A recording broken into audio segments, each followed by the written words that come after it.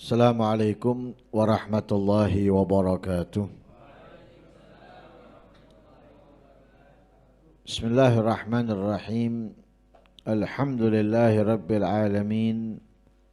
Wabihi nasta'inu ala umuri dunya waddin. Wassalatu wassalamu ala sayyidil anbiya'i wal mursalin. Sayyidina wa maulana Muhammad sallallahu alaihi wa ala alihi wa sahbihi wa sallama ajma'in. Nawaitu ta'allum wa ta'lim wa naf'a wal intifa' wal mudhakarata wal tadhkir wal ifadata wal istifada wal hathala tamassuki bi kitabillahi wa sunnati rasulihi wa du'a ilal huda wa dilala alal khair ibtigha'a wajhillahi wa mardatihi wa qurbihi wa thawabihi minallahi ta'ala. An Abi Hurairata radhiyallahu anhu anna Rasulullah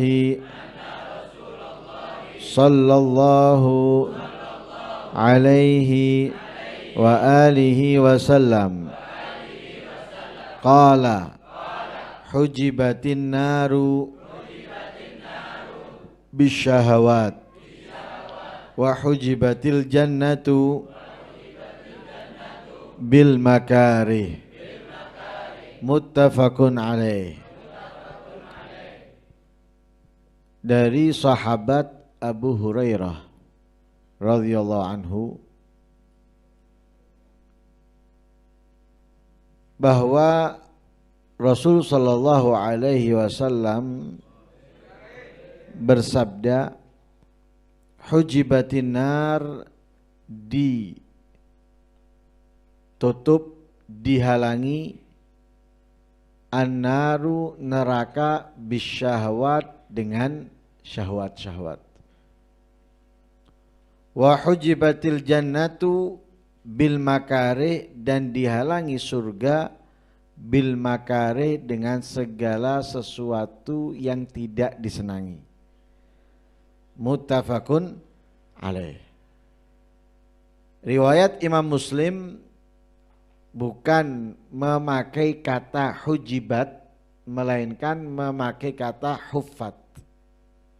Huffatin naru, huffatil jannatu. Tapi riwayat yang lain memakai hujibatin naru wa hujibatil jannatu. Hadis ini serupa dengan hadis yang pernah kita bahas dari kitab Mukhtarul Hadis. Kalau dalam kitab Mukhtarul Hadis memakai huffatil jannah, huffatin nar. Tapi keduanya memiliki arti yang sama. Hujibatin nar wa hujibatil jannah. Ada neraka, ada surga. Neraka dan surga tempat terakhir yang akan disinggahi oleh seorang hamba. Dan tempat itu dari hasil apa yang ia kerjakan di kehidupan dunianya.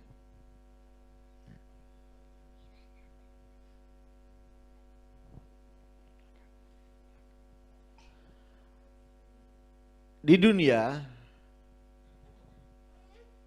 kita mendapatkan perintah, menjalankan kewajiban, menjauhi larangan.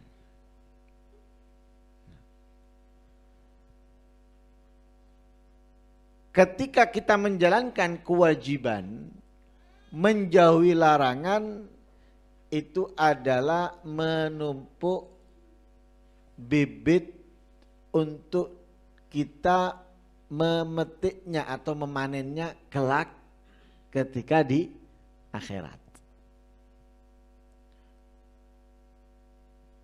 Ketika kita meninggalkan kewajiban, kita pun akan memetik dan memanen keburukan dari yang kita lakukan di atas dunia, di akhirat. Intinya dunia tempat untuk beramal. Dunia tempat untuk bekerja. Tentunya tanpa mengenal lelah. Tanpa mengenal namanya capek. Seperti orang mencari duit. Orang mencari duit itu tidak kenal lelah, tidak kenal capek. Pekerjaan yang resiko untuk kesehatannya dia kerjakan. Naik motor keliling ke sana kemari. Sekarang sehat, sekarang nggak ada masalah. Nanti beberapa tahun kemudian mulai kena ini kena itu. Di antara sebabnya polusi yang terjadi karena ia selalu berkendara. Begitu juga yang menetap di tempat. Entah itu di pabrik apa, ibu dan yang lain sebagainya. Tentunya di situ ada apa? Ada bahan-bahan atau asap dan semisalnya yang tidak baik untuk kesehatan. Dia nggak kenal lelah dan nggak mau tahu tentang itu. Yang penting terima gaji. Yang penting terima duit. Nah, seperti itu kita dituntut untuk akhirat. Dan itu seharusnya itu. Kenapa? Karena apa yang kita kerjakan sekuat tenaga kita untuk urusan dunia hanya sesaat kita menikmatinya. Dapat gaji besar.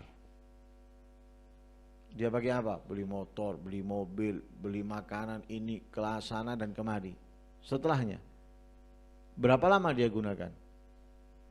10 tahun, 15 tahun, setelah itu makan yang enak-enak dari hasil gajinya dia nggak bisa lagi. Bahkan menghindari, menjauhi makan makanan tersebut yang mengandung kolesterol, yang bisa membuat darah tingginya, yang bisa membuat stroke-nya, yang bisa membuat paru-parunya, yang bisa membuat ginjalnya, itu hindari. Duit terima banyak, tapi makanan sudah nggak bisa yang macam-macam. Nasi putih itu pun sedikit. Minuman nggak mau yang ini, mau air putih. Terus gaji besarnya untuk pakaian nggak pantas lagi sudah. Kenapa? Orang yang sakit pakaian bagus percuma. Tetap orang ngelihatnya lesu. Pakaian bagusnya nggak kelihatan. Kelihatan bagus? Enggak. Walaupun nyaman dipakai olehnya, tapi nggak, dia sendiri nggak merasakan nyamannya. Kenapa? Kena penyakit yang dideritanya. Kendaraan sudah nggak bisa menikmatinya lagi dia. Kenapa? Sudah jarang keluar ke sana kemari. Paling nggak menetap di rumah atau mondar-mandir klinik, rumah sakit. Cek ini, cek itu, istirahat karena ini, karena itu dan yang lain sebagainya. Sudah selesai. Hanya beberapa saat. Tapi yang kita lakukan dari ketaatan, kebaikan dan yang lain sebagainya di atas dunia yang semestinya kita nggak kenal lelah untuknya, itu selama-lamanya. Selama-lamanya. Dan kenikmatannya bisa kita nikmati sampai kapanpun sudah. Tanpa batas. Dan tanpa ada resiko apapun. Nggak ada efek sampingnya. Oh, nanti kalau banyak makan kacang di surga, asam urat? Enggak. Oh nanti kalau banyak makan durian kolesterol? Enggak. Nanti ini nanti itu, udah ada, bebas, sudah loss. Karena itu nggak perlu kena lelah. Sehingga dikatakan ta'ab roha.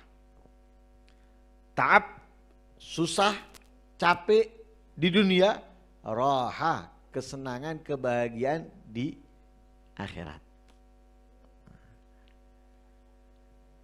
Tapi untuk memilih atau akan meninggali surga nggak mudah. Menjauhi neraka nggak gampang. Kenapa? Iya. Ketika Allah Subhanahu wa taala menciptakan surga, malaikat Jibril dipanggil. Jibril, sini. Coba lihat yang aku ciptakan itu, surga. Datang Jibril, ngelihat. Kalau ibarat bangunan itu diperhatikan dari sudut ke sudut. Dari atas ke bawah dilihat. Diperhatikan, tidak ada setitik atau segaris yang tertinggal dari pandangannya. Jeli diperhatikan. Bagus. Ini baru bangunan yang mewah misalnya. Ini baru bangunan yang sempurna. Nah, aku keliling ke sana kemari, aku lihat nggak ada bangunan sempurna ini. Lurus. Apa tuh? Pelurannya. Enggak. Gelombang. Kiranya kalau dikasih wallpaper itu, kelihatan istimewa. Keramiknya itu, naknya bagus. Lurus dari barat ke timur. Dari utara ke selatan. Ini istimewa. Diperhatikan. Sama Jibril diperhatikan surga itu. Dari surga ini ke surga itu, dari ini, dari itu, diperhatikan semua sama Jibril.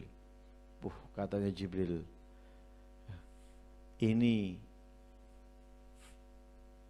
istimewa, ini enak, ini datang ke Allah. Gimana Jibril? Ya Allah, nggak ada orang yang melihatnya, yang mengetahuinya, kecuali pasti dia sangat ingin memasukinya. Kita ditipu dengan gambar di medsos saja sudah kepingin berangkat. Padahal belum tentu bagus. Editannya yang bagus itu kan. Ketokan apik, bersih, bagus.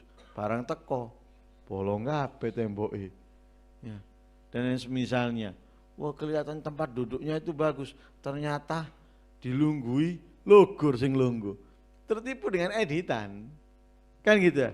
Ini enggak ada editan, ini asli. Karena itu katanya Jibril, nggak ada orang yang melihatnya, yang mengetahuinya, kecuali ingin masuk. Udah katanya Jibril seperti itu kepada Allah. Coba Jibril lihat lagi. Disuruh ngeliat lagi sama Allah. Lihat lagi Jibril. Dilihat sama Jibril. Setelah dilihat sama Jibril, dikelilingi surga dengan segala sesuatu yang tidak disenangi oleh nafsu. Karena itu bil makari. Bil makari, dikelilingi dengan makari. Makari apa?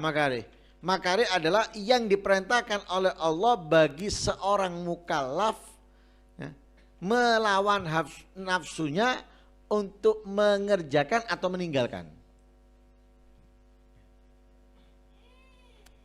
Kita diperintahkan sholat, kita diperintahkan puasa.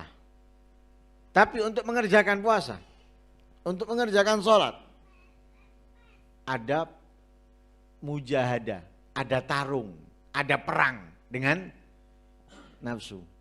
Lah kita dalam menjalankannya perang. apalagi pas kesel, capek, ngantuk, keseliut. Capek badannya, remek wesan. Keseliut. Oh, mau tangi. Sholat berat.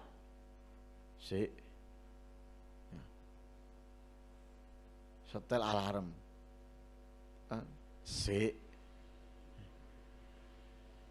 Bunyi alarmnya. Tambahi lagi 5 menit. Ditambah lagi 10 menit. Berat. Ya, berat. Dalam menjalankan. Begitu juga puasa. Apalagi pas panas-panasnya. Oh, berat. Lah itu makari. Bukan hanya yang melawan hawa nafsu dalam yang dijalankan dari apa yang diperintahkan Allah, juga menjauhi apa yang dilarang oleh Allah. Jadi apa yang dilarang oleh Allah. Ini dilihat enak. Ini dilihat nikmat. Dilihat lezat.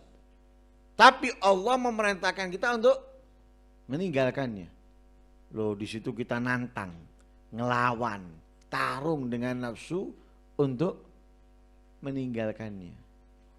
Oh, itu surga dikelilingi dengan hal-hal seperti itu. Nah, coba kita tanya diri kita. Jangan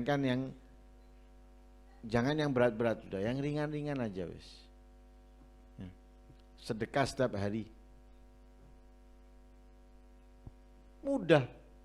Bahkan tuntutan untuk kita bersedekah itu enggak besar.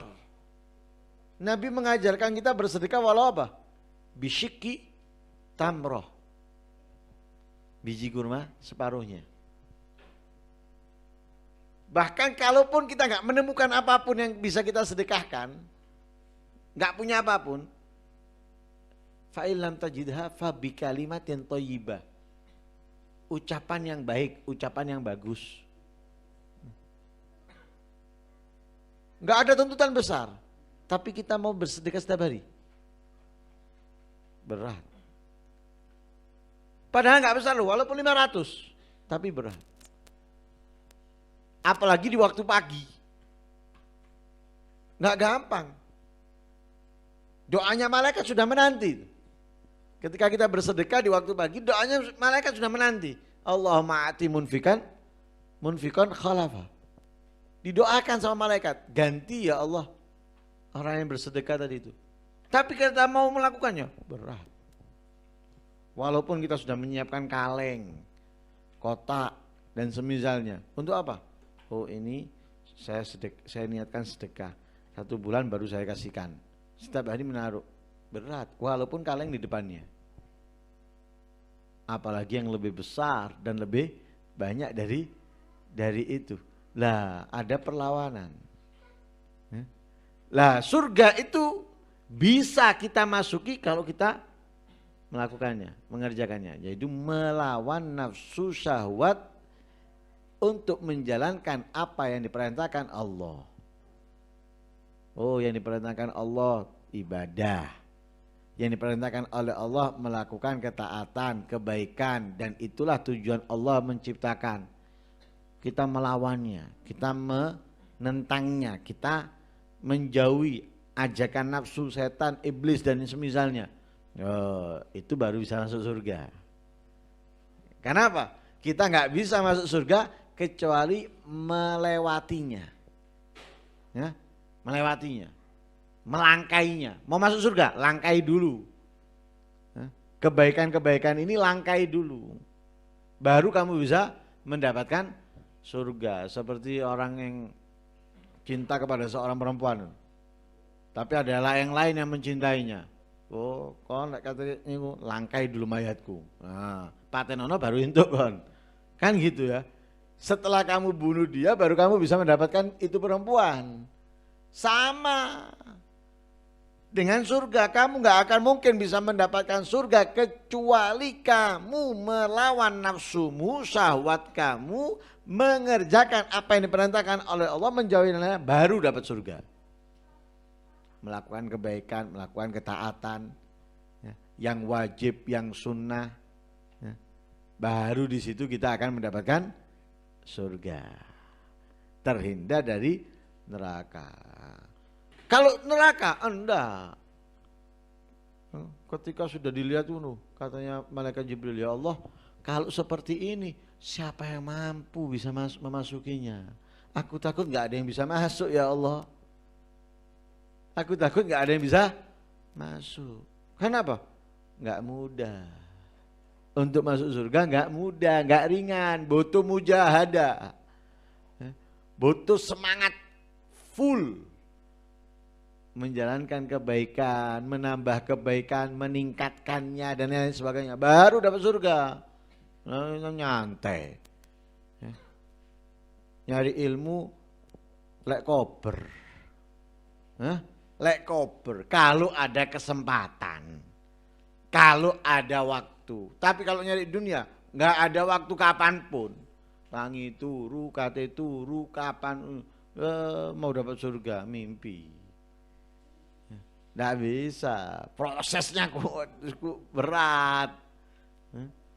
Sebaliknya neraka, kalau neraka, enggak. Neraka ketika diciptakan. Jibril, coba lihat. Dilihat sama Jibril. Apinya, tempatnya, ibarat kalau kita gambarkan penjara itu, dari sudut ke sudut itu enggak enak iblas.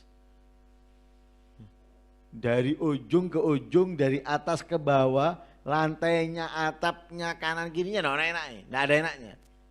Perhatikan sama Jibril, wah ini orang masuk sini langsung gila ini, gendeng, stres ini, berat ini. Ya apa Jibril? Waduh ya Allah, nggak ada seorang pun yang melihat atau mendengarnya ingin memasukinya, pasti semua akan menghindarinya. Kenapa? Nggak nikmat, nggak nyaman, nggak enak. Bangunan itu nggak ada ventilasinya, panas, sumber, nggak ada udara masuk, nggak ada panas masuk, pengap. Orang di situ, nggak betah, pasti dia ingin keluar.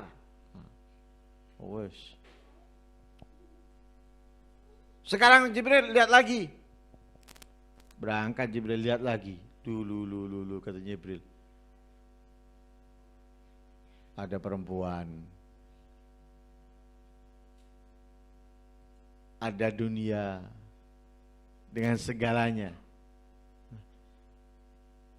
Katanya Jibril, ya Allah, kalau kayak gini, siapa yang bisa menjauhinya? Siapa yang bisa menghindarinya? Gampangnya jebakan. Jebakan, orang kalau buat jebakan, ya apa? Ditampakkan sesuatu yang indah, jebakan. Ternyata menjerumuskan dia, membunuh dia atau mencelakakan dia. Lah itulah neraka. Neraka itu jebakannya adalah perempuan, dunia, kemaksiatan. Berat nggak menghindarinya? Tangi turun dunia wis nyeluk-nyeluk. Rene tala, ayo. Mom, iki lho gede lho iki, eman lho. Masa tak gelem kon? Iki lho enak iki, kon lek duwe iki. Apa sing kon kepingin iki lho, ayo tala. Dirayu sama dunia. Perempuan misalnya, waduh, masih mari rabi. Apalagi cantik, apalagi jablay misalnya, aduh, bukan kita yang menggoda, kita digoda, berat, nolak. Apalagi yang mukanya pas-pasan misalnya, mukanya pas-pasan, melek kayak turu, muka pas-pasan, digoda. Apalagi yang menggoda jauh lebih baik dari yang di rumah misalnya. Misalnya ini menolaknya berat, masih udah esok ngadeg ya gelem aja. Padahal percuma loh, dia menerimanya percuma, dia tidak bisa berdiri, masih tertipu kok. Itu neraka, itu neraka. Jebakannya maut, sulit, berat bagi orang lepas dari jebakannya, sulit. Itu neraka. Kalau gini ya Allah, siapa yang bisa bebas? Siapa yang bisa menghindar, menjauh darinya? Berat. Nah, karena itu kita ketahui sekarang, ketaatan itu nggak mudah kita menjalankannya dengan istiqomah, apalagi meningkatkan kualitasnya. Nggak nikmat, nggak enak, tapi ujungnya enak. Ya itulah gambaran sebetulnya dalam keseharian kita. Orang kerja enak enggak? Enggak enak. Kerja enggak enak. Yang enak itu apa? Menikmati hasil kerja. Lah kita di dunia ini kerja. Kapan enaknya? Nanti ketika sudah mati masuk surga, lah itulah waktunya kita menikmati hasil kerja. Tapi kalau waktunya kerja mainan, apa yang bisa dinikmati sama dia? Ada hasilnya? Enggak ada. Yang ada kalau dia pegawai, ikut orang, buruh, jadi pecat. Terus nganggur. Kalau sudah nganggur, apa yang bisa dinikmati? Ada pesangon? Enggak ono. Enggak ada. Habis ceritanya sudah, susah dia, sedih. Mau gini nggak bisa, mau gitu nggak bisa. Seperti itulah kita di dunia, semestinya bekerja untuk Allah, malah justru kita tinggalkan bekerja untuk setan, bekerja untuk iblis, bekerja untuk dunia. Akhirnya kita nggak bisa menikmati hasil kerja, justru kita menyia-nyiakannya, yang ada kita diazab, naudzubillah min dzalik. Karena itu waspada, kita perlu waspada. Nah, itu kita perlu sadar. Sudahlah, kita nggak mungkin bisa menghindar dari neraka kecuali menjalankan kebaikan, menjalankan ketaatan, meningkatkan, menambahnya. Itu satu-satunya cara kita bisa bebas dari neraka. Kalau mau masuk surga, ya itu cara-caranya. Itu caranya. Tingkatkan kebaikan, tingkatkan ibadah, ketaatan, ya, maksimalkan waktu kamu, baru bisa kamu masuk surga. Karena itu kalau kita perhatikan para aulia itu kenapa sampai seperti itunya dalam kehidupan dunianya menjalankan kebaikan, ketaatan, karena yang akan ia raih, yang akan ia dapatkan, yang akan ia nikmati sesuatu yang sangat mahal yang nggak bisa dia dapatkan dengan nyantai atau membuang-buang waktu, nggak bisa. Karena itu mereka genjot. Bangun tidur, mau tidur, setelah tidur, tengah-tengah dan sebagainya, itu ibadah ketaatan dengan segala macamnya. Ya. Tapi lihat orang-orang yang meninggalkan itu, ya. Wow, seakan-akan mereka kehidupannya enak dengan kekayaannya, dengan kekuasaannya, dengan hartanya, tapi nggak ada ceritanya bagi mereka akhirnya nikmat enak. Yang ada apa? Kesedihan. Jadi cerita akhir mereka adalah kesedihan, kesusahan. Tapi akhir cerita orang-orang yang mulia adalah kebahagiaan. Film. Nah, lakoni, ya, apa bahasa Indonesianya? Peran utama, aktornya, aktor peran utamanya itu pasti awalnya tidak enak. Oh, dia diserang, dia difitnah, dia harus sembunyi, berpindah dari tempat ke tempat untuk menyelamatkan dirinya atau menyelamatkan keluarganya. Tapi pada akhirnya dia yang senang, dia yang bahagia. Kenapa? Pemfitnahnya, pengejarnya, pembunuhnya hancur, tertangkap atau mati dan lain-lain sebagainya. Seperti itu. Orang-orang kafir, orang-orang zalim, orang-orang musyrik, orang-orang yang ahli maksiat itu adalah aktor bajingan. Kalau dalam syariat, aktor bajingan itu seneng di sekarang, tapi nanti hancur.